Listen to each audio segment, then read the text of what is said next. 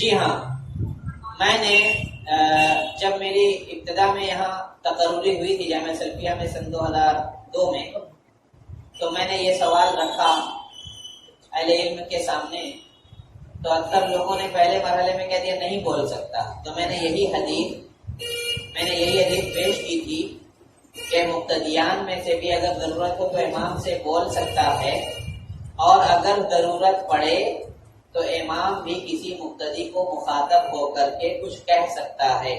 جیسے اس صحابی کے واقعے میں جو آئے اور بیٹھ گئے دوران خطبہ، تو آپ صلی اللہ علیہ وسلم نے ان کو مخاطب کر کے کہا کہ کیا آپ نے 2 رکعت تحیۃ المسجد پڑھی ہے؟ انہوں نے کہا نہیں، تو کہا کہ کھڑے ہو کر کے پڑھ لیجیے.